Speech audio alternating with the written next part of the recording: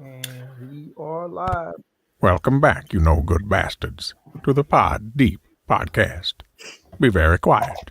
Kick back. Listen up. Subscribe, comment, and like. Pod Deep podcast. Pod Deep.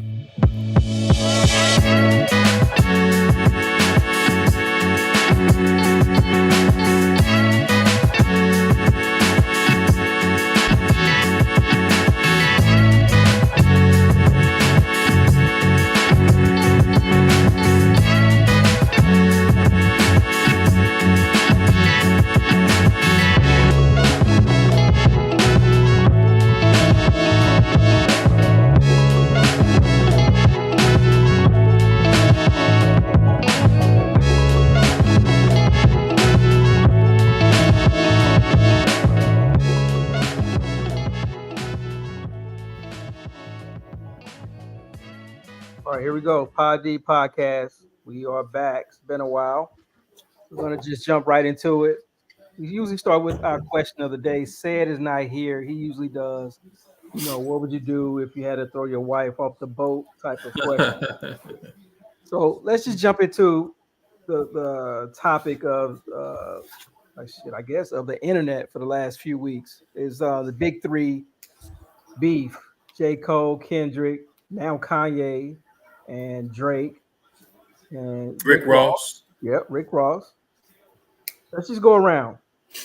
How do you feel about the rap beef? Is it interesting to you? Is it fake? Is it keeping your interest? Rodney, we'll start it off with you. We were talking about this Uh, before we started, so we'll kick it off with you. yeah, so I really can't get too deep into it because it just seems manufactured to me. You know, didn't didn't Kendrick do this years ago with that control freestyle where he got people all hyped up and there was some I don't know if there was I can't remember if there was that many responses to it, but he kind of poked the bear back then and that was what it was and then it died out. But now I don't know. I don't know. It just doesn't seem real to me. It seemed like they just sat back and like, all right, what can we do to get some clicks, get some eyeballs, get some attention? All right, I'm gonna throw this verse out here. Now Drake throw his J. Cole threw his out, and then Drake. I don't know what is Kanye, he jumping in it, and then Rick Ross. I don't know. It just you know, it just I just can't get into it. It don't seem like that old classic '90s beef that we used to. It just seemed like there's some new school shit. Like let's just see how long we can stay in the news with this shit. Just throw some and I don't like any of the shit I'm hearing. Like I don't like Drake's. I didn't like Drake's shit. I didn't like J. Cole. I really wasn't too fond of that.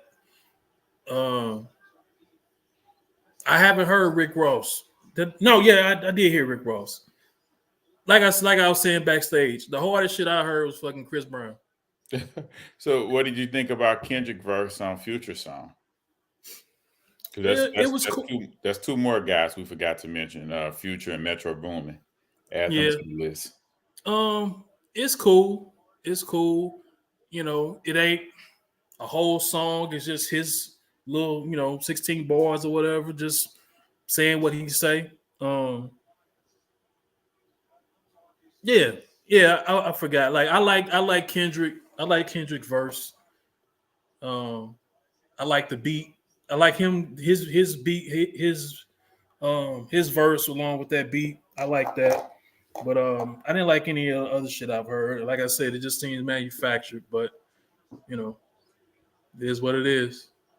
But obviously, you guys got a lot to say about it from the fucking text thread. Well, I like all three guys. I like Future too.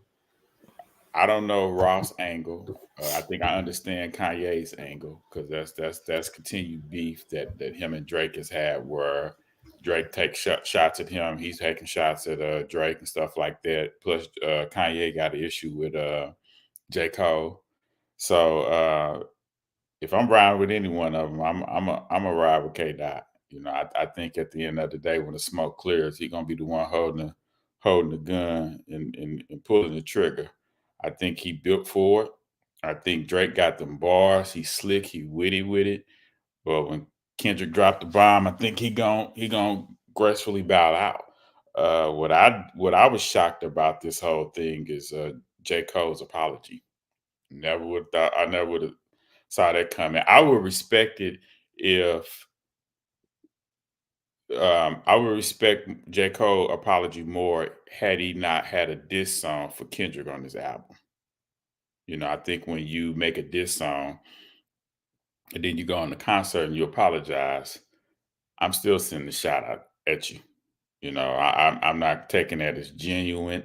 Uh, None whatsoever. I think it's a booby trap J. Cole trying to do. So if I was Kendrick, I'd shoot a shot right back at his ass and ain't no white flag. You made a diss song, I'm gonna make one back at you. So far, we are waiting for Kendrick to respond because Drake has dropped about what three records, Jay? Uh, yeah, I think 3. Yeah, I mean, and to me, they cool. So, I think Kendrick fans they not tolerate none of them damn disses. They didn't like J. Cole diss. They haven't liked Drake diss towards Kendrick. So yeah, it's even though Kendrick has yet to respond, somehow he's winning. That's my take on it. What you got to say, Jay? well, I love it. It's brought a new excitement back to rap, so I love it. Let me Hmm. read you a quote from Kanye. Drop and give me 50. Ain't nobody gonna drop and do shit. Your raps don't mean shit. So it's heating up. Kanye getting greasy. Um, saying Drake is artificial and you don't really mean anything. So I love it. So Rodney, like you said, it's not that 90s beef where somebody can get killed. So it's not that. It's just, talking shit, who has the better rap skills. This is probably where rap should be. It probably should never have been like real street, beef. Mm-mm. So I get what Rodney's saying, but this is probably where it should have been. It should have, just stayed, you know, as raps, as a rap beef. Who's better, whatever. But But you got yeah, to remember, last time this kicked off with the control verse that Rodney was speaking on, Kendrick followed that up with the BET cipher. That you know what I'm saying, where he took shots. You know, we had never heard anybody taking shots at somebody doing the BET cipher because it's all about gloating about yourself. And he chose that platform to take them damn shots at so many people. It was just like when I say epic, it was a great follow up to the control verse. You know what I'm saying? So everybody kind of waiting to see what Kendrick uh gonna do and Drake's trying to push that timeline with the drop and give me 50 and all the other little disses that he coming out with. It looked like those are just little jabs. You know what I'm saying? It's like Drake is like he holding on to something, like he got a missile that he got. You know, he just waiting on Kendrick to drop some. But I think Kendrick, when he do drop it, it's gonna be vicious. So do you all think this is? I mean, so I think it's friendly competition. friendly competition. Yeah, I don't think no hands coming over. I think it's you know, friendly. it's, No, fri- no. it's friendly competition, and it's summer that Drake probably messed with somebody's chick. So that's number one reason people get, not number one, but one of the big reasons why people get hurt, get their feelings hurt. Mess with somebody's chick. I think it's some of that too. You know, like we said in the previous episode, Drake has lent verses to so many artists that has helped propel their careers. So it's kind of, but they've done so many things outside of just that verse that he helped or that hit that he helped propel. You know, from Kendrick to Rick Ross to Future to I would say Future did it on his own before Drake helped, but J Cole, Kendrick, um, and some more other artists. You know, but I don't think he can control them. I think they all have. Once they got to the top, they made their way and pretty much got their own fan base. I think. So my shit dropped off, so I don't know what happened. But as far as J.Cole, I don't know if you guys discussed that. So what does him, retracting his diss, does that make him weak? What just overall, what were y'all's opinions of how he handled this shit? I thought it was whack because to me, I would respect your apology had you not recorded the record. If I'm Kendrick and you go on a concert and you apologize, I got your album, I listened to your album, I listened to the diss track. Nothing you saying at that concert where you apologize, and I'm not even hearing none of that. And the way he his rapper style, you don't want it with me. Y'all don't want to put me on the feature. All that gloating, man, it ain't looking good for him. It's almost on some cannabis shit. It's almost on some cannabis shit to me. What you mean? Like, cannabis was considered like a lyrical typhoon when he came into the game. You know what I'm saying? The only two people lyrically that can match cannabis was probably Keith Murray and Corrupt. And so when he went against LL, LL whooped his ass. In my opinion, even though that second round knockout was pretty good, but what he whoop his ass with? What 5, LL 4, 3, 2, 1? Yeah. Yeah. Yeah, the verse on that. Yeah, that last verse that LL dropped on him, yeah, that was enough to what I think derailed his career in a sense to where the So fans what came first? Second round knockout? I thought second round knockout came after that. Yeah, second round knockout came after the 1, 2, 3. 5, 4, 3, 2, 1. Yeah, I think you're right. Yeah, it came after that because that's when that song is what initiated it, and then he came with the second round knockout, which had Mike Tyson featured in it and stuff like that. So they was too clicked up against him. But as good as that was, it didn't really go anywhere,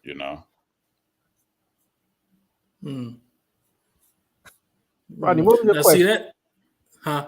What was your initial question? I'm sorry. About J. Cole and what does this do? What does this do for him? Yeah. Or how does it paint him in you guys' eyes? To me, as the rap aficionados, biggest sucker in rap history. There has never been anybody that quick to apologize over something so. That's not true. Who apologized that fast? Corrupt. To who? To who? DMX. I don't even remember that. When did he diss DMX about Foxy Brown? Yeah, that's exactly what it was about. He was like, the only X I know is X to the exhibit, blah blah blah. That studio got shot up. Is that song he had said calling out names? Yeah, yep, that's it. That studio got shot up, and he later went on and apologized. Well, yeah, you say later. Was it 2 days later like this? It couldn't have been 2 days later. I'm not gonna say it was no 2 days later, but shit. X never dropped a song and he apologized. X never dropped a song. Did he get a lot of people on there on that song? It's been so long ago. Yeah, I just remember that. I mean, a few people. I just remember that stood out. Because I remember the song calling out names, and I thought he was going at a few people on that. But that was on that Corruption album, which was he's the only person I could think of. Disappointment. He's the only person I could think of that. Well, and that may be fair. Let me apologize. That spilled into the street. That's why. That spilled into the street. That just wasn't no hip hop on wax. That spilled into the street real. Beanie Seal and Jadakiss, that spilled into the street. Yeah, but shit. I don't remember Jada Kiss apologizing. I don't remember No, Biggie. no, no, no, no, no, no. I ain't saying no apology. I'm just saying that was a beef that spilled into the street. It went outside the booth. So was Ice Cube when he dissed NWA and got into Yeah, it. I guess that's why I can't get into it because of those type of shits like the shit that we accustomed to. Like motherfuckers having real issues. I guess I take that back because, like the most hyped up. Okay, well, I asked this question to you. What's the most biggest hyped up beef in rap history, in you guys' opinion? You want to go first, Jay? The biggest hyped up. Okay, let me get you to clarify this. Are you saying the biggest beef overall, or just the one with the most hype? The most hype based on the two participants, That's Jay-Z and Nas. of course. But What this and this what and where did that stem from? Like, I mean, there was no real thing. It was kind of like this shit right here. Like Jay just decided he was gonna pick at Nas out of the blue. But but I think he was carrying Biggie's thing at Nas. Nah, That's who kicking the door was for. I mean that's what they say. That's what they say. to me, But Jay-Z, I don't. go ahead. Huh? To me, Jay-Z seemed to be jealous of Nas the whole time. And then, like I said earlier, with the women thing, with Jay-Z messing with his baby moms. Yeah, I Yeah, did forget about that. I did forget about that. But I would disagree with you all. I think the East Coast, West Coast was the biggest hype, right? Beef. But underneath that, Tupac and Biggie wrote that. Well, Tupac wrote it more. I think their beef was way bigger than Jay-Z and Nas because you had the king of New York who couldn't really respond, and you had the dude that came out of rap that introduced a double disc CD in hip hop history. And he didn't diss Biggie on that CD. If I'm using my memory correctly. He didn't diss him on that particular CD, but he did use one of those maxi singles for "How Do You Want It" to roll out, "Hit 'Em Up," which became like uh, the summer anthem. You know what I'm saying? I would think Yeah. that would be hip hop biggest beef. Uh, yeah, That to me separated two coasts. You know what I'm saying? To where motherfuckers that wasn't even involved in it, like West Side Connection, they rode that train. yeah, I think you I got a get it. point. That didn't even come to my mind, but I think you got a point. Yeah, I get it. I get it. You probably go Biggie, Tupac number one, Jay-Z, Yeah, Nas number two. yeah. They Jay-Z and Nas really did a lyrical sparring with each other, whereas Big never really, when Tupac was alive, he never put a track out. You know what I'm saying? To like, So that's a counter. That counters what you're saying there, because there really wasn't a back and forth. The beef. So the beef. Yeah, we all knew it was there, but it wasn't. It wasn't on wax so much because it wasn't a back and forth. yeah, So to me, that kind of brings that down, and that pushes Jay and Nas up because that was lyrical. I would disagree because Jay-Z and Nas never was on magazine covers, whereas Biggie versus Tupac, West Coast versus East Coast, that shit made it to the magazine They cover. didn't have to get on the magazine covers. That shit was like you got the two because at that time, 2001, it still was the idea that if you're the best rapper in New York, that's the best rapper in hip hop. It still was on that time. So now you got these two guys going at it. You didn't need magazine like that shit was like they need to do a 30 for 30 on that motherfucker.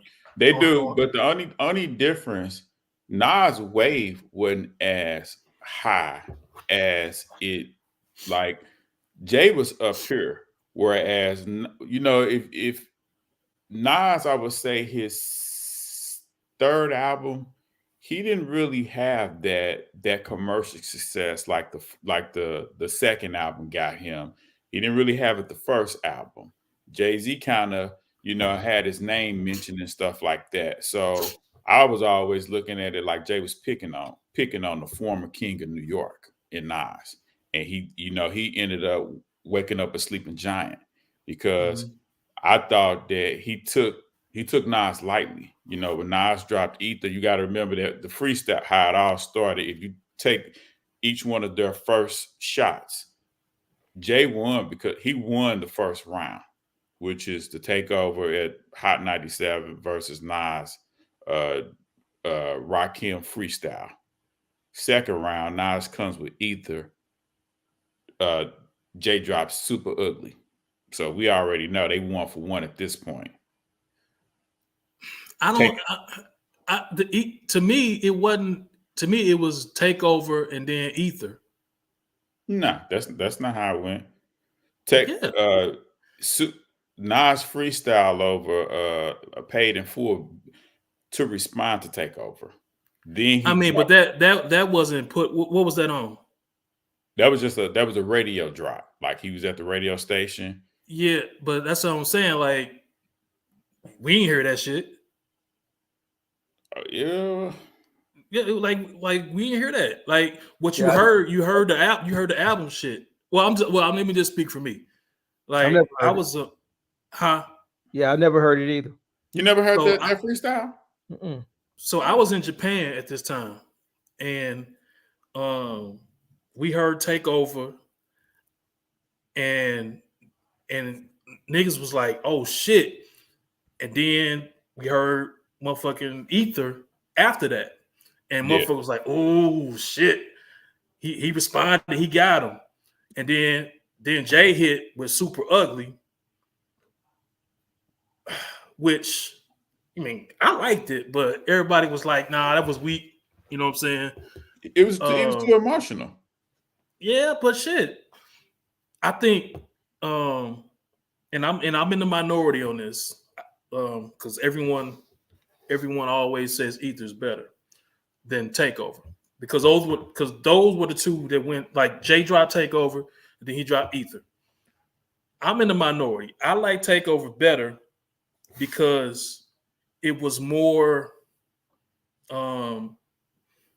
it wasn't like I'm calling you ugly, I'm calling you JJ Evans, you look like a catfish with no mustache. He wasn't saying, little shit like that. He was like basically, to me, rapping truth. Yeah, rapping truths. Like, nigga, your first album was here, the rest of that shit was there. You know what I'm saying? And it wasn't a whole song about Nas. It was just, he just had a verse about Nas, to where Nas had to respond with a whole song just to combat what he did in that one verse. So that's why I always lean towards Takeover, because Prodigy was the first target on that song, and then he threw something in for Nas, and then in order for Nas to even get his respect back, he had to do a whole song about Jay just to get back. So I always give Jay credit for that. I can't really knock either one. I think they came with it. I honestly believe they came with it. But if I'm being honest, Takeover was way more brutal than Ether was way more brutal than Takeover was. Like just cause you slap me don't mean I gotta slap you back. You know what I'm saying? You don't get to tell me how to respond. You know what I'm saying? Just because you push me or you slap me, you know what I'm saying? Or knock you right out. And that's what I thought he did, because he brought some truth at that moment in time. Beans was eating Jay up on songs. And everybody was talking about it. I'm telling you, every song they motherfucking featured, Nah, Beans was coming with that shit. Nah. He was coming with that shit. Go listen to the motherfucking song. I ain't got to go listen to shit. I lived it. I know it. Okay, well, he shit. wasn't he wasn't eating that dude alive. Yeah, he was eating this motherfucking ass. When you talking about street shit, he would speak that street shit. Like, yeah, Beans was the truth. So the shit. Just because Ain't no just cause. I'm just saying. I don't agree with that. I just say that. Okay, I don't agree with that one. That I think Ether was just as potent and truthful. That he was eating Jay up on shit. What was that? On certain songs, yeah. I mean that was a little talk. Yeah, I nobody had ever said that. That was barbershop talk. So nobody had ever said that. Nobody had ever said that. Then the whole Eminem killed you on your own shit. People were saying that shit in barbershops. So for Nas to put this shit out in the song, it was like, whoa, everybody pointing and shit like that. Man, they both both of those songs got their shit off. Mm-hmm. I think Still Sharp and Still, and they both had to respect that shit because, like you said, Jay only gave him a verse. It was potent as fuck. But just because Ether is an entire song about his ass, it ain't like Ether is hit him up, where Tupac got the best parts, and then when the Outlaws come in, you got to sing another song because you're not really paying attention to the shit they saying.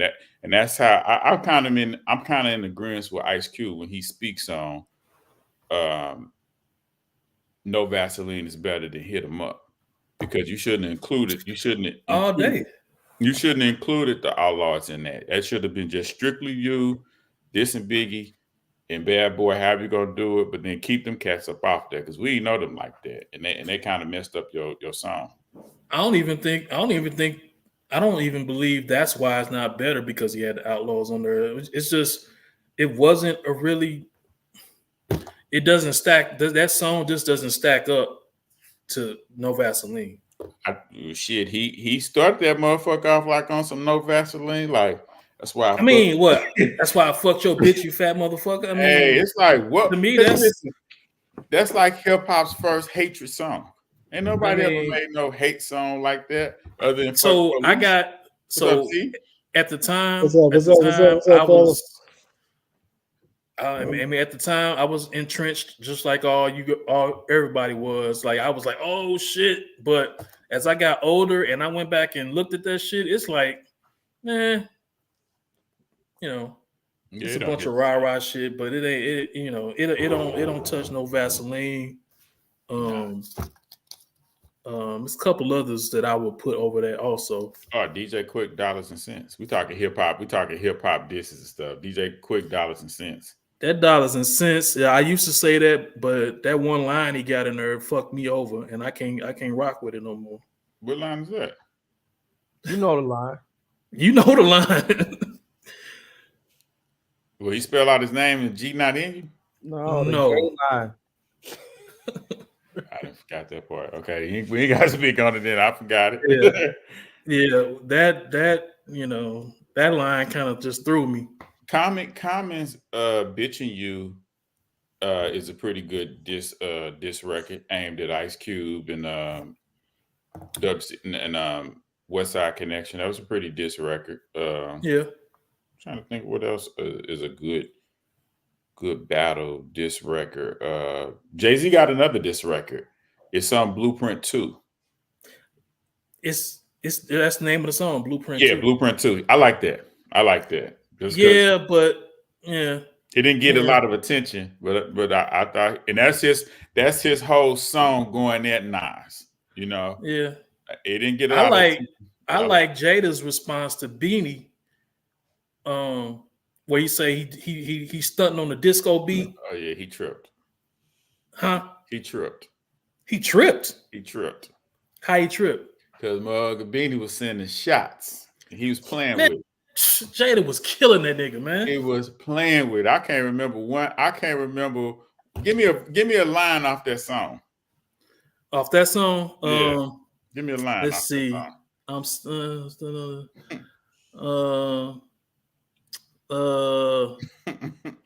Get you another sip. He had a verse. He had a verse on there, so you gotta be there. He had a verse about Rockets Records. Y'all remember Rockets Records? Like Cool G Rap was on there.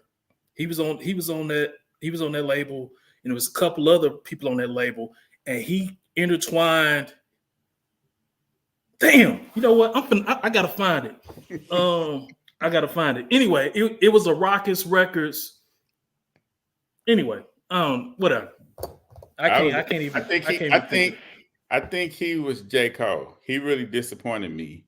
Who? In his Jadakiss. He really disappointed me in his rap. Man, he killed it. Like people don't fuck with it because of the beat. Yeah. So people don't kind of dismiss it. He put 50 Cent in his place. Yeah, with that checkmate. I agree with you on that. And he got at Beanie. It's just Beanie took his beat and dissed him on it. Yeah. And Kiss took a disco beat and dissed Beanie. And people kind of just like, just like with that Blueprint 2, like that beat really ain't there. Mm-hmm. I mean, Jay saying some shit on it. He's saying some shit. He say some shit on it, but you kind of skip over that because the beat really ain't catching you like that. But we got a new member into the foray. Let's see what Say got to say. We was talking about this beef with J.Cole, Kendrick, Rick Ross, Kanye. I mean, what's your feeling on it? You into it? You all for it? What's up? I think I love it. I actually love it. I was disappointed at J. Cole though, because that's probably out of all the guys that's rapping, that's probably my favorite. But I was disappointed in how he went out on that bullshit. But I do like Drake on all these niggas' necks. I do like that. You know what I'm saying? You'll give them all a taste of it. So I do like that. I think Kendrick getting blown up over one verse. He need to do something, man. He need to do some more. He need to do some more. That's it. But I think it's good for hip hop though, for real. You think it's good? Did anybody bring up 50 Cent? His diss? No. I mean, just disses out. Y'all was talking when I jumped in the conversation. Y'all was talking. Oh yeah. I forgot about like diss record. Yeah, I forgot. Yeah. I think 50 got some. I think 50 got some decent ones out there. Yeah, he definitely buried Ja Rule. Mm-hmm. Yeah. He definitely buried Ja Rule. So is J Rock, what you got to say? I'm into it. I'm into it. I'm into it. It brought some excitement back. To the music. Yeah. So I was kind of in the minority because I couldn't get into it too much because it just seems manufactured to me. It don't seem legit like the shit we are accustomed to. Like we was talking about different rap beefs in the past. So you got your Biggies and Tupac. So what sparked that. Ice Cube, NWA, what sparked that? Right. Like legit issues. Yeah. Shit. It was a more like I think this is fun for rap. I think back in the day it was serious, like it could spill into the streets. You know what I'm saying? It was some real, and today I just think it's for it's for fun. So I think that's the biggest difference. Like I think they really would kill you when we was listening to it versus it's all for likes now. So I'm not necessarily saying they got to be murdered behind it, but like Kendrick just out of a sudden like, okay, ain't no big three, it's big me. Like damn, where that come from? Mm-hmm. Mm-hmm. It just seemed like motherfuckers got in the huddle, was like, okay, this is what we gonna do. I'm gonna diss you. You gonna diss me. you gonna diss, I'm gonna diss you. You know, just even though I know they didn't do it like Right. that, but it just seems manufactured. So I really can't get all the way into it. But plus, I ain't really like what I heard. That's what I was telling Jay and Squeak. Like, I really ain't like what I heard. Mm-hmm. Like, I really, that Drake shit, I guess I'm just, I don't know. I It's get weak. it. Just say it. It's weak. Yeah, I ain't. But I think Drake shit is good. I think he just trying to send a jab out. I think he Like trying that boy, to like that cat on the internet, Will Miller. I be seeing him, and he was saying like you got to listen to Drake's verse and do this at the same time. I'm like, yeah, Look, that shit is right. it's funny. So I'm telling you, give Drake a Metro beat and it's the beat. I'm telling you, just same thing with what Kanye did. Kanye ain't talking about shit. It's trash. It's just a bunch of trash he talking. But he took that beat and did something with it. You know what I'm saying? So I can't figure out what's the future connection in Metro. Like, how did him and Drake get into a beef if they just did an album together? I thought they was like homies and good friends and shit like that.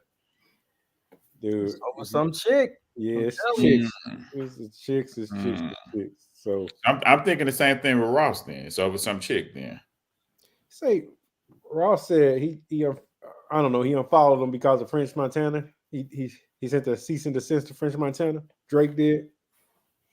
Regarding what though? Maybe a record or something. Yeah, it's over a verse. Drake had a verse on French Montana's album, and he sent a cease and desist, and they all supposed to be, friends or whatever. Basically, calling him like a cop, but handling it that way. That's kind of light. Yeah. So who's going to come out the victor in all this? Drake. I love it, man. Drake like it's Thanos. Like it's Thanos. He taking them all on, which I love. So said, do you think Drake got a ghostwriter, or do you think this is him writing these diss tracks? I think it's him writing. You could tell he wrote the diss track. You could tell the way he wrote. You could tell he wrote the Snoop and Tupac. It's his rap, but they voice. You know what I'm saying? Let's backtrack on that. I kind of saw that, but I didn't really dig into it. So he did an AI diss song, including them. Yep. Yeah. What? Kind of, you know how Tupac early, his first album and his second album, he used to rap he used to chop and screw his voice to rap like his father. That's pretty much what he did. He just did the AI version. Like basically he got Pac rapping to K-Dot, and he got Snoop rapping to him while he dissing in his own voice. Like they supposed to be bigging him up, like, come on, get at him, dog. But it's in Pac voice, it's a Snoop voice. It's brilliant, man. It's genius. It's genius. Smart. But see, somebody gonna take that idea and use it on the gangster. I ain't gonna say gangster, but they're gonna use it more cleverly, and they're gonna get a lot more credit than what Drake is getting. Like I said, I just saw he uses Snoop and Pac on AI. And I'm like, wait a minute, like, did he have them rapping on it? But okay. No, man. I get it. It was smart to me. It was interesting and smart to me. I liked it. Now, if you want to talk about who the sassiest, that nigga is the sassiest. Who? Drake. Yeah. He the sassiest. So, his team, him and his team, they'll probably be able to come up with all kinds of shit. Like the shit y'all talking about, because he's just so sassy. All right. Well, Drake has taken the L in a rap battle before. Yeah, Pusha. Yeah, I was just about to bring that. He didn't even respond to Pusha. He didn't. Pusha gave him an L, but I mean, you win some, you lose some. It's about why didn't he respond to Pusha T? He responded. It's called Duppy Freestyle. And then Pusha came back and just ended it when he was talking about his kid. Yeah, I think that kid rocked him so bad because he was trying to be private with it. But you know what? This was where Kanye come in at. I believe Kanye is the one who told Pusha T about that shit. Yeah. That's probably what the riff was. I think Drake feeling was once you brought kids into it, Mm-hmm. you know what I'm saying? It ain't what you want now. You know what I'm saying? You want some it's on site when we see you. Yeah, you want some different shit now. You bring your family into it, you know what I'm saying? Man, he came with a hard ass beat going off on him, called him deadbeat dad, like yeah. I don't remember Drake responding, Jay, but yeah, I take your word though. Let's get into this boxing, man. Let's get into this Ryan Garcia versus Devin Haney. Wait a minute, I'm hosting. Okay, go ahead. I'm just joking. Go ahead. You take. So I want to get y'all take on the fight and what y'all think, and then we gonna come up with a who's to blame. Let me start with you, said. What was your thought on that on the fight this weekend? I was shocked. You know, I ain't no super fight guy, but I do know like the big names. So I do recognize Haney. I recognize his skill.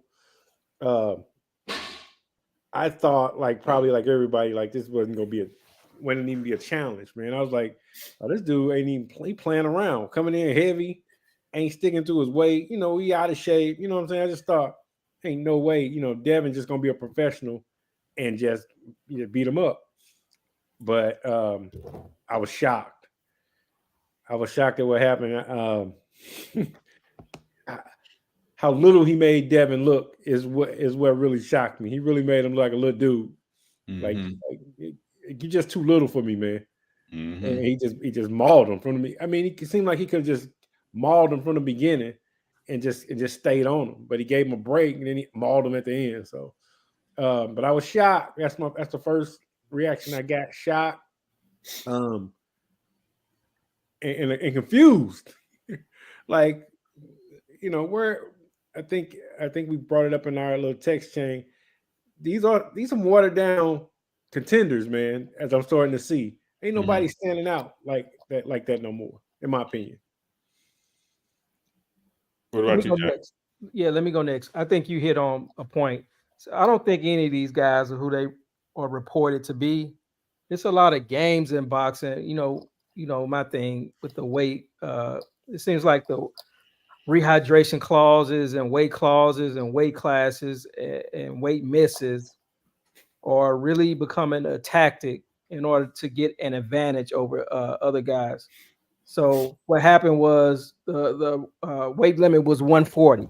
A belt was on the line, the WBC belt, and if you don't make that weight, then you can't win that belt. My whole contention with these belts and these it's not divisions. What do you call the sanctioning bodies? The sanctioning bodies don't really mean anything to me. The belts don't mean anything different. It's like 15 different belts. 4 belts are considered real world title belts, but one weight class can have 10, 15 different belts. And to me, the belts don't mean anything. So what I'm trying to get at is Ryan didn't make weight, so he couldn't fight for the belt. And I read one of his tweets. He was like, okay, yeah, you fight for that belt, but I'm fighting for money, basically is what he said. So he didn't deplete himself trying to make that 140-pound limit. Devin is trying to keep his belt, so he did get down to 140 pounds. He doesn't weigh 140. They're trying to get an advantage. They're bigger than 140, but they're not big enough, for the guys a weight class up. So they kind of fall somewhere in the middle, and you just have to, make the weight that you can make. Anyway, so Ryan didn't make 143, so he did not deplete himself. So I think that goes back to what you said, Cedric, about how much bigger Ryan looked over Devin. Because Devin, he was depleted. You can go back to the weigh-ins and see he was depleted. And I just think they just outsmarted the Haneys by saying, forget that weight. We're coming in refreshed, ready to go. And Devin came in depleted, just drained. And I think that's kind of what we saw. He just looked slow. when he got hit, when he got knocked down, he was just getting knocked around the ring, pushed around the ring, just looking slow. I just think he got drained going into the fight. You for lack of better words, you think he set him up? I think these with all that the antics before the fight, playing Mhm. crazy, Mhm. I'm getting high and all this shit. I really think it was all just a game, just to distract them, make them a little more desperate, make them feel like, okay, Ryan can pull out of this fight at any time. We put all his time into this fight, and he can just, the sanctioning body can say, okay, you're mentally unstable and cancel the fight. Then we lose out on our payday. And when Ryan came in and missed that weight, that's the point. That's the point where you can say, okay, we're not fighting him. My son is depleted. He's, still healthy, still strong. You can make a decision. Okay, we don't want to fight him. But at that point, it's too late. And then in their mind, they're probably looking at him as being crazy. All that shit he was doing before the fight, being just a sucker, an easy win. Mhm. And when you get into the fight and you feel like, you find out you got suckered, basically. Yeah. That's kind of how I see it. Let me jump in right there. It's not too late. You do exactly what you say you do. You make his ass lose that weight, because once they motherfucking once you say we not fighting, he make the weight. At that point, he gonna get fined. He gonna get fined by the sanctioning body people and by the commissioner. But what Bill Haney did is they worked out their deal, and they took the money. And what they should have did is pull Ryan weight down. So he gambled with his son's life. That's what he did as a trainer. He gambled with his life. The fight could have been off right then and there, because commission wise, that's not fair. You know what I'm saying? I'm gonna let you go, right? What's your thoughts on it?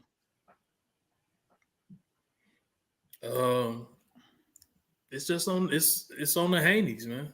It's on the Haneys. Like, regardless, I mean, I know, I'm not the fight doctor as as some, as you Squeak hold that title. But weight and all this shit, like, at the end of the day, when you step in that ring, you got to be ready to go. And it just didn't seem like they wasn't ready to go. They didn't have a plan of attack after, old boy got basically, once he got rocked in the first. I mean, he got rocked in the first round, and then I think he did go on to win, several rounds after that. But then he got rocked again, and it was kind of just downhill from that. So if they got duped, then that's on them.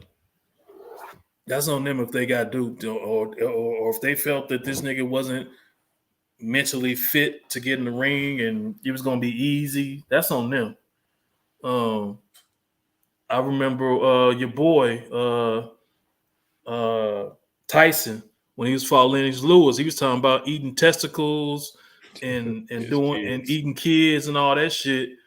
Lennox Lewis, he didn't fuck around. I mean, even though Emmanuel Stewart got on his ass a little bit, but a little more of the story is he went there and took care of business. It wasn't he got surprised by no shit. So it's on the Haneys.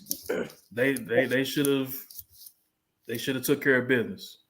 I got a question. So if Devin, what does Devin really lose if he walk away and say, "Nah, I'm good.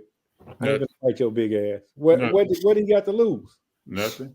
So when somebody it happened to I don't know if y'all know who Diego Corrales is, right? Mm-hmm. Yeah. So him and Jose Castillo, they got into a fight. Now this was their rematch.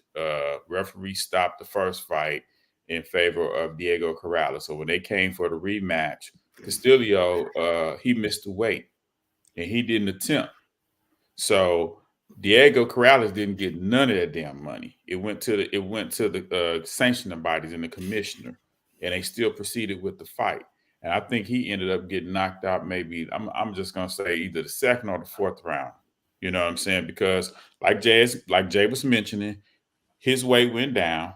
Mm-hmm. Castillo was already above him. So as they both rehydrated, he came in bigger and stronger. Okay, so when he got hit with the hook, it was what it was. Listen, he was getting hit with the same damn hook in the first fight, but he was getting hit by a bigger man. Weight plays a little difference, but at the end of the day, it ain't the deciding factor. You still got to put together a defense. You know what I'm saying? So Devin had the title. You know, as a boxer, what you really want to do is you want to see if you can get in there and take his punch by him being a little bigger. If you feel like he laying that leather on your ass, then you switch the whole game plan up. You just stick, move, grab hold.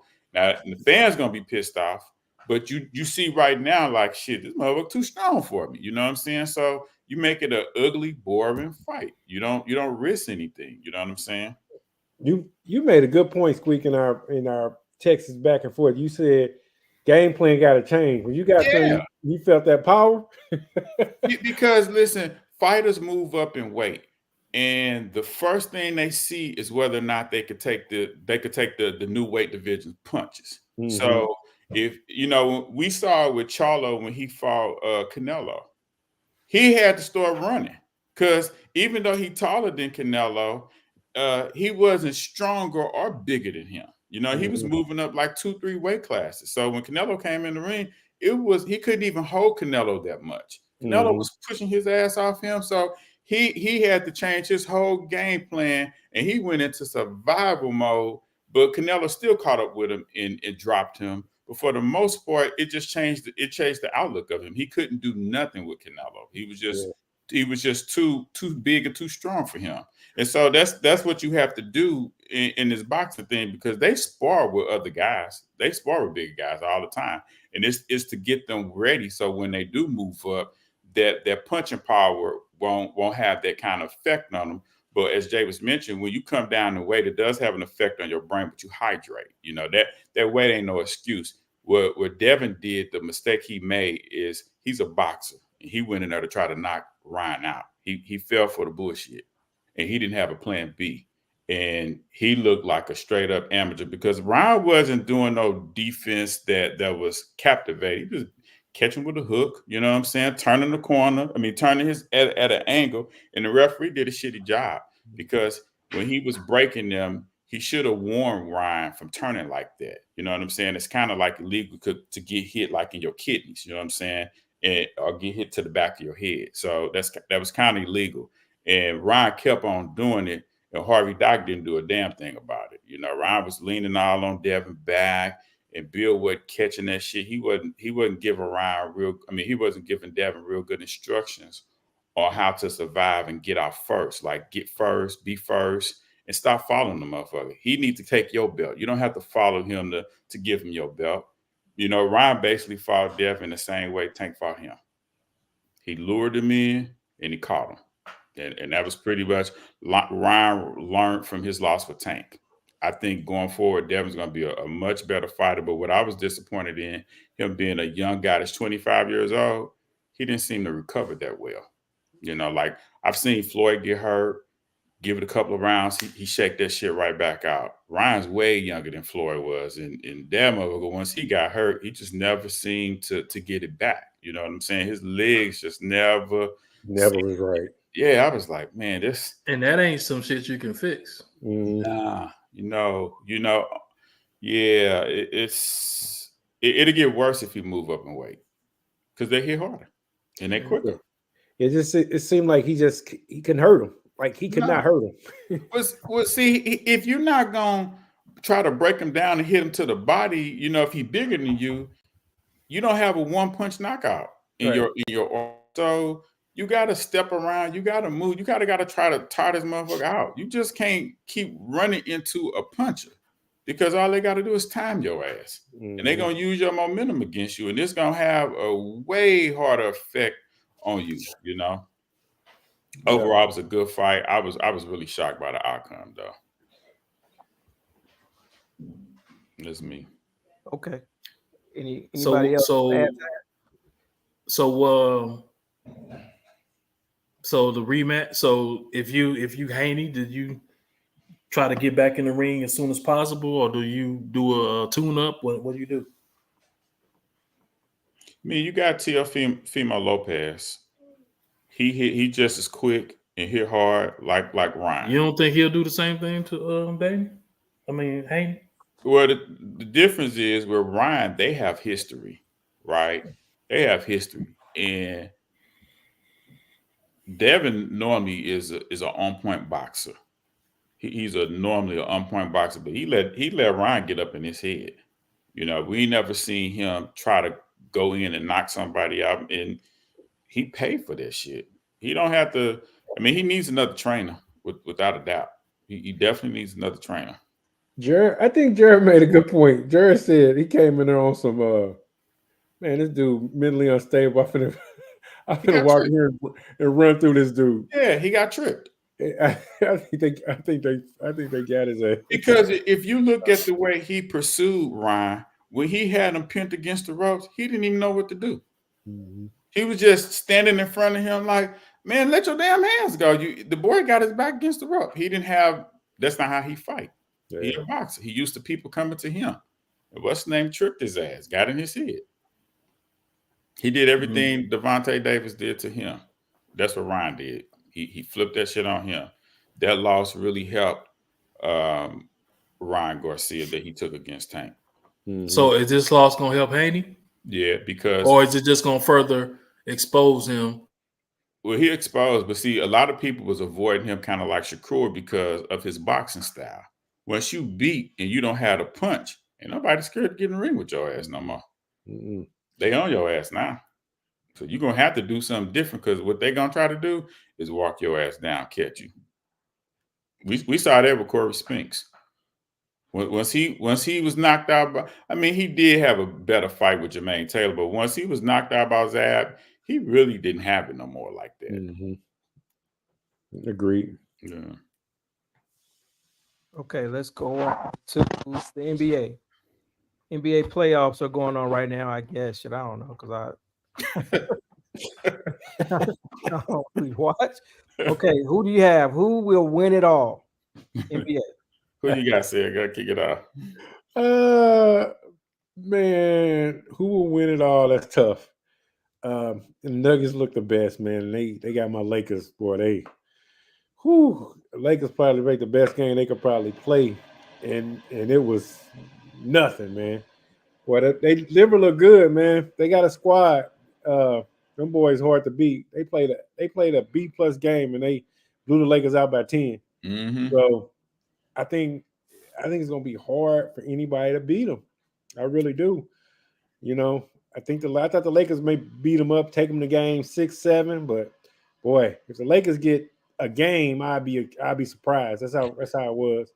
I think the Nuggets the best team. I think the Celtics are the best team in the East.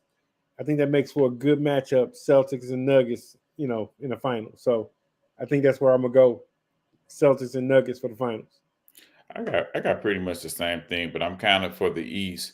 I'm not sure if the Celtics can get past Milwaukee, and maybe they can, or Miami. I think Miami, Milwaukee might be the East sleeper to probably dethrone the Celtics. Mhm. They get lackadaisical around this time of the year. They have a good regular season, and then I don't know what to think of them. When you put high hopes on them, they will disappoint you. Coming out the West, yeah, I see Denver doing it. I was really shocked at the Clippers. Seemed like they didn't really get it together yet. This season may be over them, but I think Denver gonna pull it out. You know what? I kind of like the Clippers too. I like the Clippers. They won their first game without Kawhi. I'm kind of Mhm. rooting for them. If Mhm. when the Lakers get eliminated, I might root for the Clippers. But Mm-hmm. you're right. They surprised me with winning that game, especially without no Kawhi. So I don't know. It's Right. gonna be interesting, man. It's gonna be. This thing is gonna be interesting. I think the Nuggets are the favorite, but I think somebody can come and take it.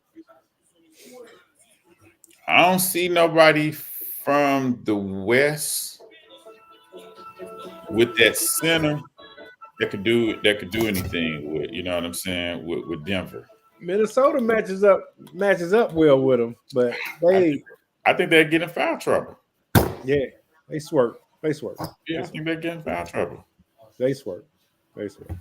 So what was the question? Or Who what you was the got? Who you topic got winning it? NBA. overall? Mm-hmm. Oh,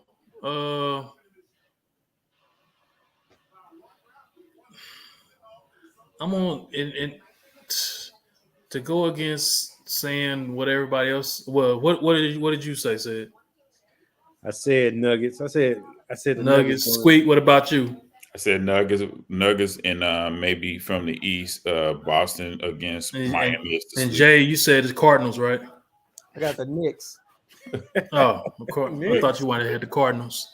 Um,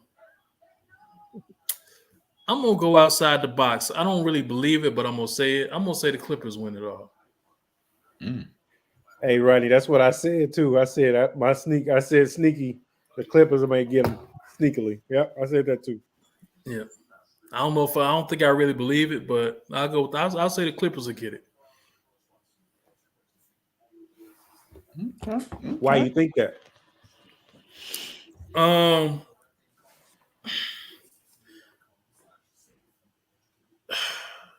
because they're good. they got. I mean, they. I mean, at some point, fucking Kawhi will play, but PG's good. Russ is embraced his role.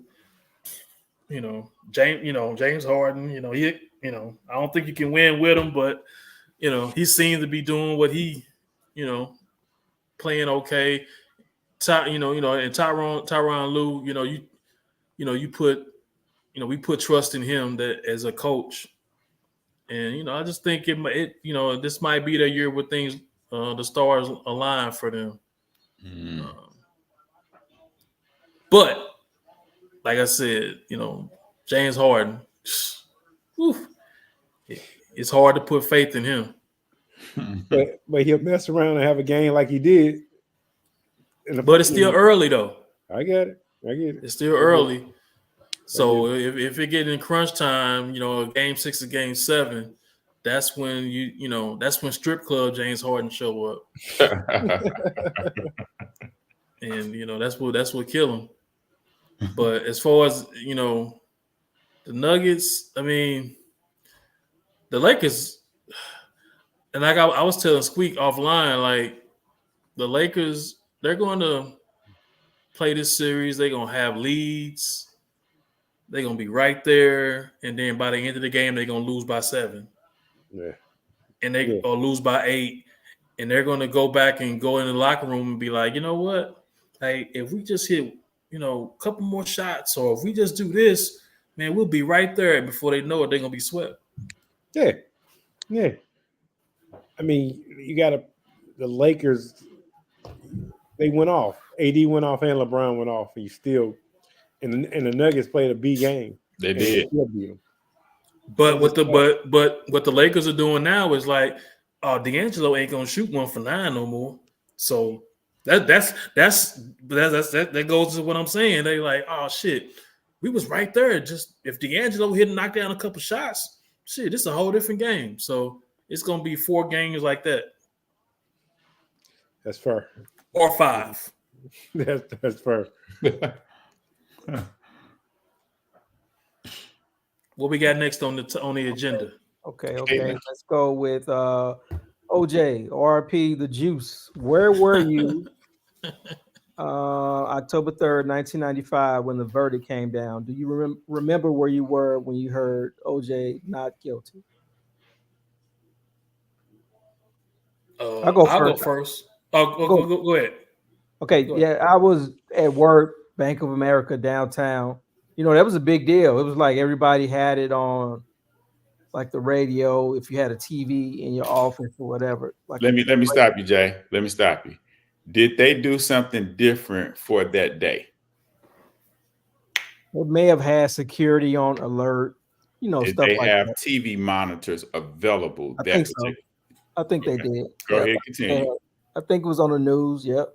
Go ahead, continue. And everybody, or like in restaurants, maybe a restaurant, will have it on the TV. Everybody stop and look. It was what you saw on TV. The black people cheered and the white people were looking sad. So that's kind of what I remember about it. Yeah.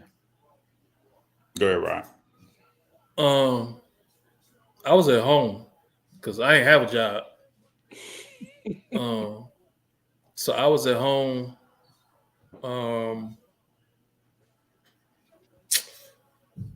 And I was at the sink putting a dish in the sink, and it was on, and I was like, "Oh, they finna get a judgment." So I kind of paused, and when they said it, I was like, "What? Like, like seriously? They found him not guilty?" So it wasn't, like, so I didn't know anything about the cheering, because we didn't see that, like. Or I just say I didn't see it. Like I didn't know anything about people, black people cheering all across the nation and all that shit. But as far as me just looking at the TV, I was like, what? Like I was surprised. I was shocked. Like, damn, they found him not guilty. Like, okay. What about you, Said? You know what? I don't know. It wasn't a really big. I don't remember it being a big. I remember being the decision was huge, but I don't remember me stopping in my tracks to figure out. I know I didn't see it live. I got it. I got it secondhand. I think I may have heard it through the grapevine or something like that. I don't know how word was getting around like that, but I don't think I seen it live. I think I heard it. Well, the bigger deal was, as we were ending up that school year, we sitting in classes and they got teachers got the goddamn trial on on TV in the classes. That was a more big deal to me, that they actually taking school time to look at a trial. So, but as far as the actual verdict, I wasn't impacted by it because I really didn't realize it, and I heard everything secondhand. I didn't see it live at all. So this hit home for me because this was like our second semester of our senior year in January when the trial first started. Mm-hmm. So the verdict came out in October. Here I am at Columbia, Mizzou, and on campus. So I can't remember if this was a Tuesday, Thursday, whatever day of the week this was, but I just know the day before everything was business as usual. The day of, you know how I used to be in school and they had the cart, they had the TV and the VCR. They had that shit everywhere you went. No, if you went to this building for a class, there was one downstairs in the hallway for you to see this verdict. So when you went to the main student lounge where everybody hung out at, they had multiple courts and TVs all set up on, maybe that was CBS at the time. So it garnered a lot of attention, like crowds around these TVs and shit like this, like we was watching the Super Bowl. When they read that verdict out, it was as if they told people, you have to the end of the week to leave this country. Motherfuckers it changed the whole mood. Motherfuckers was celebrating, we high-fiving, we don't know each other, we high-fiving. They like ready to, it was people crying. It was people literally crying. It was nothing funny, but it was just people crying. I'm like, damn, like what's going on? They had those TVs out and they were sending a message, but the verdict was not what they were intended. And I would say maybe, I don't know if it was like shit, 10, 15 minutes later, the motherfuckers unplugging all that shit, wrapping it up. Like they took all that shit, man. They was packing. So were you high fiving? Yeah, I was high fiving. In my heart of hearts, I always said he did it. I was just glad that where I was at, they didn't, it wasn't no, he's guilty and shit like that. But yeah. So what was the feeling? What was the overwhelming feeling that we got away with one? Yeah, that was the overall feeling. That was all because we was high fiving and they was all like, "What? What?" It was strictly a race thing without it ever being said. Hey, this is right. It was strictly black versus right. You know what I'm saying? And like. You kind of didn't want to stay there for the burgers. You're like, man, they about to get this motherfucker, 30-some years or something like that. Nah, he's facing the death penalty out there. Yeah, I was really shocked. Because if my memory serves me correctly, either OJ went first or Snoop went. That's what it was. OJ went first, then Snoop followed him. Snoop Yeah, had that verse. Snoop was like a year later. Yeah, That following year. Yeah, 96, right? Because Yeah. that's when Pac got out. Pac got out that same month. OJ was acquitted. Pac got out that same month. OJ was acquitted in October.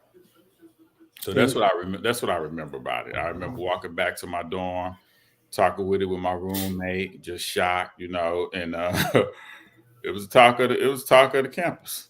So did the following years change how you felt?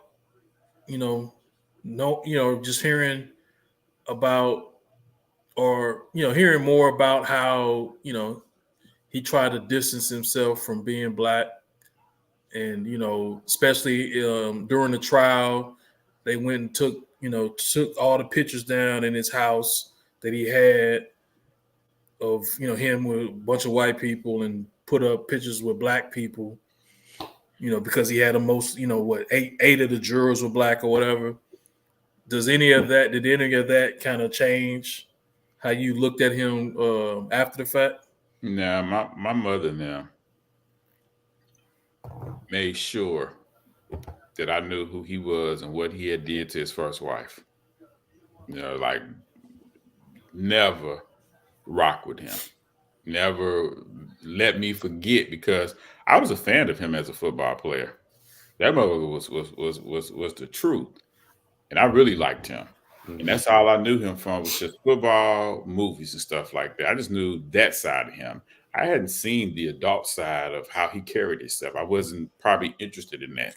But I heard that in my ear, growing up. I heard that he was considered a sellout and stuff like that, and how he left his first wife and all that stuff. You know what I'm saying? And I think at that trial is when I realized he had another set of kids, another set of kids from his first wife. I don't think I was privy to that information, or even in my mind or something like that. But none of that changes my view of OJ. You know what I'm saying? None of that changes my view. He is what he is, Mm-hmm. Anybody, weird question. Anybody thought he didn't do it? I didn't. I think a lot of people didn't think he did it. I think a lot of black people didn't think he did it at the time. I did. Yeah, I think a lot of people, they looked at, they leaned in heavy on, Mark Furman and, the corrupt police department. I think they leaned in heavy to that, but I think they kind of maybe came around to it later on. Yeah. But, it's still iffy, because that nigga's too, like, he too dumb to kill two motherfuckers. Well, I think when you say it that way, that makes him seem some kind of way. But if you say it in the sense of he killed somebody he was having sex with, that's where I've always taken it. He did what? He killed somebody he was having sex with. He used to have sex with. It was a love-hate crime. That's how I always saw it. I never looked at it like OJ so cool he wouldn't do that. I always looked at it as if he was still pressing Nicole Brown, and when he saw Ryan Goldman, he flipped. That's how. Like I said, he too dumb. And there's a part of me that say he's too dumb to kill two motherfuckers, like, and get away with it. Like, he a former NFL player, so I never did know. He was in his 40s, wasn't he? In around in his 40s, yeah. And that motherfucker probably still strong. No, he was still strong. Sure, he was. But it's just like, if you just seeing how he carried himself, like this nigga. Projects. Huh? Yeah, say he from the projects. Man, versus a motherfucker that's from Beverly Hills. He leaned into that shit when it was necessary. I think this was one of them. But I mean, saying all that, I still did kind of fuck with him, when he was on Cam and May show. It did kind of show a different side of him, the few months that he was on there. You know, even though we're not from his generation, he still had active commercials out there, like the Hertz commercial with him jumping through the airport and all this other stuff. Like OJ was in a lot of shit. Like he was getting that He's bag. getting the bag. Yeah, He was really getting that bag. He's a He was super. he was the pitch man. Like he was the guy because you think about it in the 70s, you know, it's still Ali was still repairing. I mean, people were still trying to warm up to him. Mm-hmm. So he didn't have that commercial appeal. Mm-hmm. And who was the best basketball player in the 70s? Kareem, maybe. Like Kareem, nobody fuck with him. Jim Brown, nobody fuck with Yeah, nobody fuck with Jim Brown. Right. Baseball. I mean, I can't think of who the best black player was in definitely the can't say 70s. Kurt Flood because they did him dirty. So just and not really even him. Like so, like he was that dude. Yeah, like OJ was that dude in the 70s, and he had the appeal. Did has OJ? Did he win a Super Bowl? No. That's what I thought. Like how? Yeah, that's what I thought. Like, yeah, he won a Super Bowl, but he was the best running back in the 70s. Yeah, like by a long shot. Fast. He was the truth. He was the truth. I mean, 2,000 yards in 14 games. Mm-hmm. Like I don't. It's gonna be hard for a motherfucker to break that. Hey, I used to watch HBO Sports, and they was y'all probably seen it, but I used to love it. They used to go to Buffalo, they used to play against Pittsburgh, and they like the Pittsburgh Steelers. They hungry, they so hungry. They ain't had their breakfast and they ain't had their juice. We want the juice, and they just hype this shit up. I'm a little kid. I'm watching this shit. You know, J. Simpson running all over these motherfuckers. This is what y'all want. He running all these motherfuckers. They can't do shit with this motherfucker. I'm like, wait a minute, damn nigga, how old are you? Huh? How old are you? Shit, I'm 40. I'm 48. I'll be 49. But see, we had HBO. We had cable back then. So HBO Sports, they used to always. That's how I saw Jim. So wait a minute, you trying to tell me you saw OJ Simpson play football? No, this was not him playing football. This was him. This was previously recorded. You talk about you talk highlights. Oh, yeah, highlights. So that's what that. Okay. Here's the thing. For me being a kid, it was like I was watching an actual game because you know what I'm saying. So I'm watching it all excited and shit like this. They interviewing the fans and screaming, "We want the juice" and all this shit. So I'm hyped. Yeah, thank you. Straighten that shit out for me. I'm like, nigga, you got 5 years that you ain't accounting for. Yeah, because you know, in our era, we didn't get to see Jim Brown playing. So when I saw him on the HBO Sports shit, I had never seen nobody do a stiff arm before until I saw Jim Brown do it. I was like, oh, okay. That's how you do that. Crazy. Okay, here we go. Let's get to this white girl. Here we go. We are coming to an end. I got one question for you guys. Before we took the white girl out. Jared did. Yeah. Well, I want to talk about Caitlin Clark. No, I thought that was still in. Did I take it out? You skipped it, but it's all good. I'm sorry, my fault. Oh, yeah, okay. Caitlin Clark, was the hype real? Yeah, the hype is real. She will make an impact on. Will she make an impact on the WNBA? Anybody have thoughts? Already making an impact on the WNBA. I mean, from a money standpoint, great white hype. I brought this up because in our previous episode, we was like, nah, she ain't gonna make no impact. This. I think we got it wrong that episode. I agree. I don't think we said she would make an impact. Anthony brought up. I think our argument was more so: is she really that good, or I think Ant brought up, is she like Magic and Bird? Like that's kind of what he was, and then we was like, no, but shit, the ratings for that national championship game and the ratings for that semifinal game was off the No, chart. what it was like, well, is Angel Reese and her the Magic and Bird? Yeah, that's what. Yeah, Yeah, we put That's that in what there it too. was. and you know that wasn't a comparison, but there's some similarities to that whole race dynamic. There are some Yeah. similarities to that whole how they play dynamic. So Mhm. after looking at it a little bit deeper, I do think it hit a radar that was crazy. Yeah. The radar that it hit was crazy. The ratings that it brought in was crazy. She's good, man. She's good. She's really good. I think they had the bigger media push more so than the men's basketball.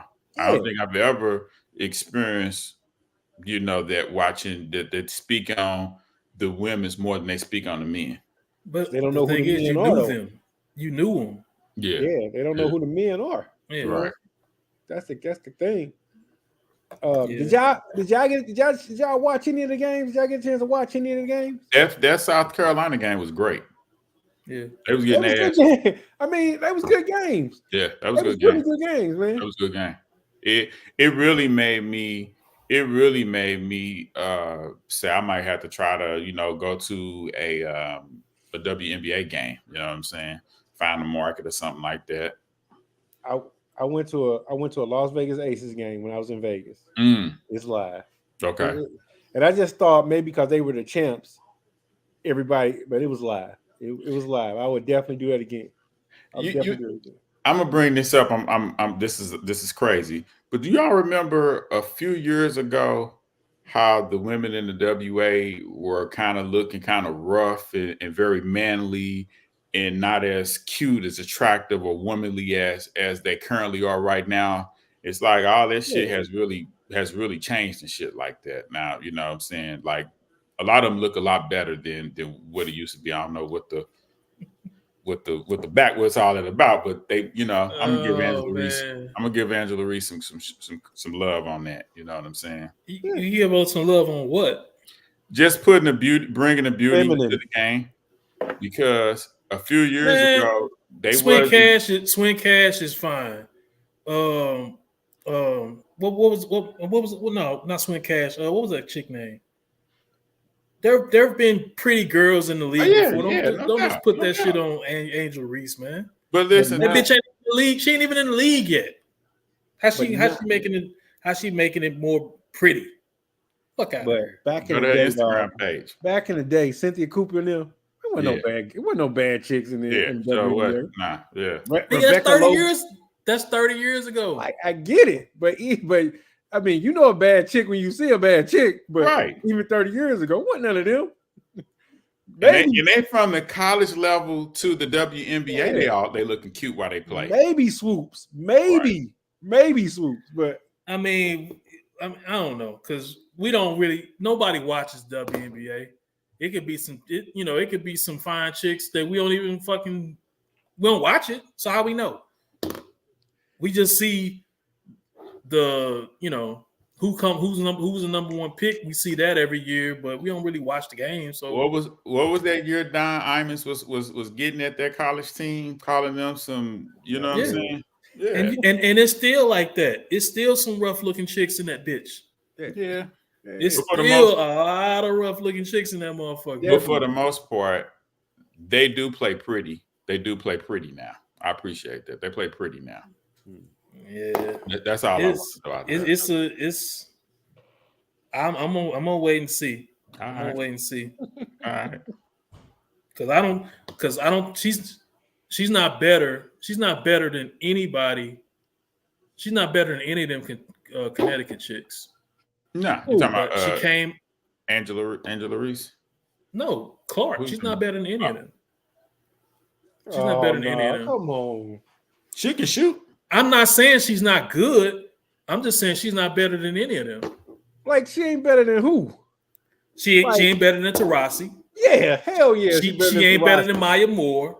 Not better than Moore. She ain't better than Brianna. She ain't better than Brianna Stewart. Yeah, she better than them. She's not. Go look. old girl put the fucking blueprint out on her, and it's up to her to do, Raven Johnson or Raven Johnson / Dawn Staley. They put the print out on her. Wait, what's the print? Force her right. Okay. They forced her right the whole night, and what she wants to do. And I had to go back and look at it. And you can do the same thing. She likes to go back to her left and do the step back, the little stepdaddy James Harden to her left. Mm-hmm. Raven Johnson played her, took that away, and forced her right to where either she had to drive to the basket, where they blocked her shot 3 or 4 times, or she either has to pass the ball to somebody, and that's what you want to get the ball out of her hands. So, I mean, if you think I'm just saying some shit, go look at it. Like a lot of her shit, she tries to get to her left to where she can do that fadeaway step back left 3-pointer. So I'm not saying she's not good. I'm not saying that, but I don't think she's the best player that we've ever seen in college. No, I ain't said that either. Yeah. I don't think she's the best player we've ever seen. Okay, don't think about this next one. Just answer. First thought comes to your mind. Would you let your wife go to her ex's funeral? No. Ex-husband, boyfriend? Any kind of ex. I mean, boyfriend, no. Ex-husband, I'd have to think. I mean, that'd be different. Hughes? No.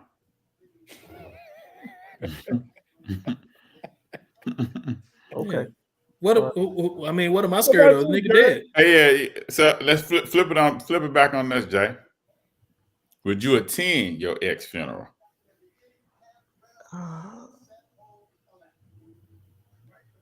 Ex, but y'all just say ex, like no. an ex-girlfriend. Ex-girlfriend is much different than an ex-wife. Okay. And do you got kids by her? That's a good point. If you have kids, I say yes for support of the kids. Yeah, your kids' mom. Yeah. I mean, if that's a no-brainer, right?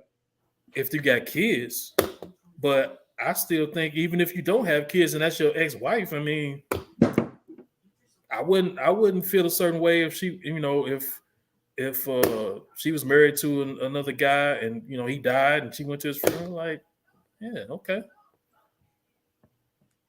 I wouldn't have a problem with it. Okay. I was just checking. Kanye said only if he killed him.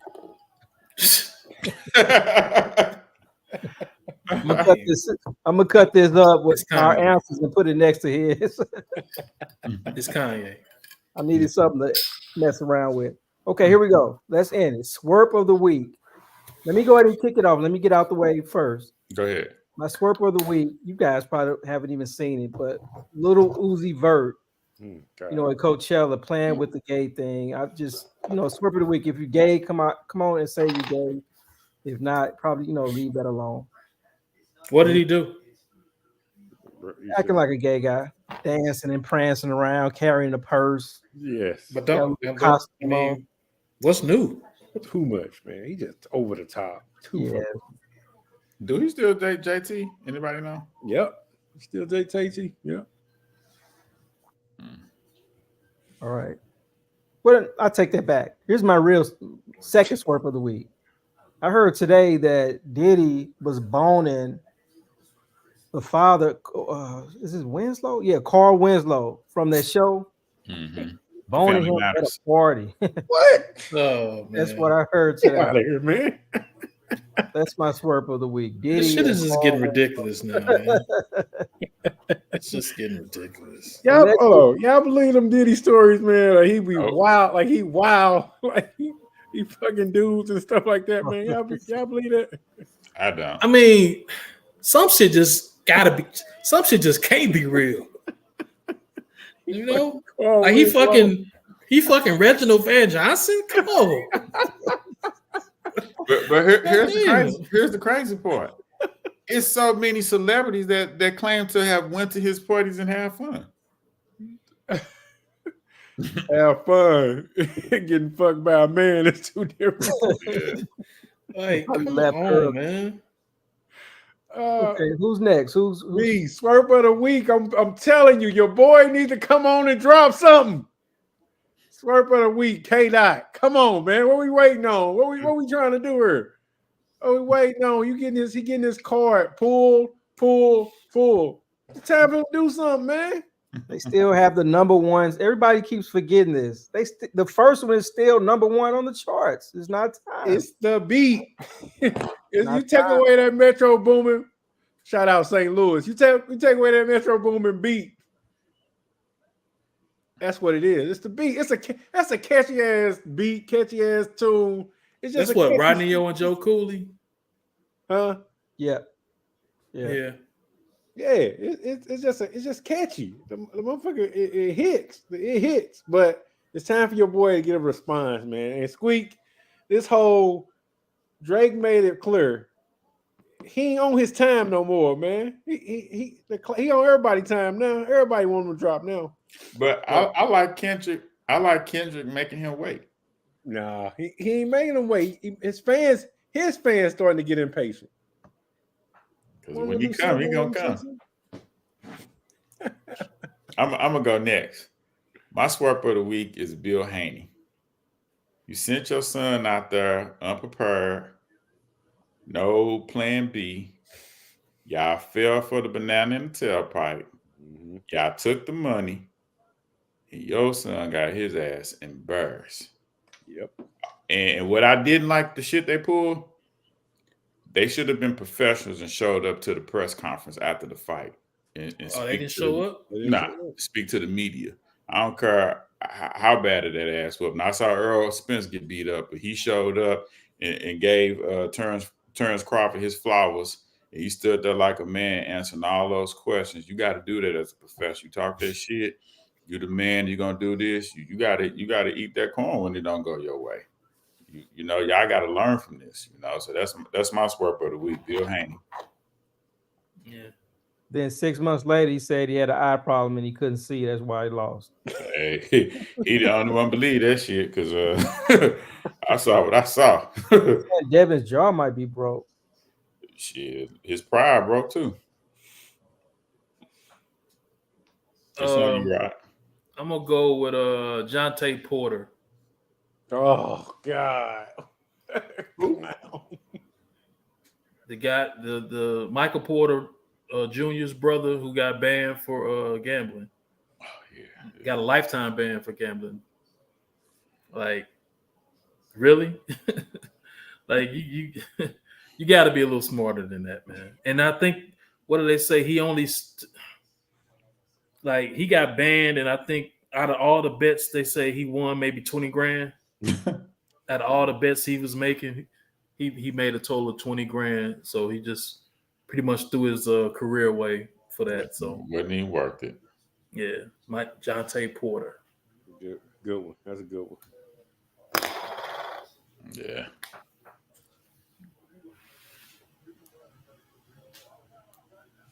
All right. Well, this concludes this episode, number 49. Like. Sorry, man. I'm sleepy. I'm sorry. Follow, subscribe, share, tell a friend. Hold on. What was the last Swerp? What was the last Swerp of the week? Jonte Porter. Yeah. Oh, I don't even know who that is. Play for the Cardinals. R.I.P. Whitey Herzog. R.I.P. OJ Simpson.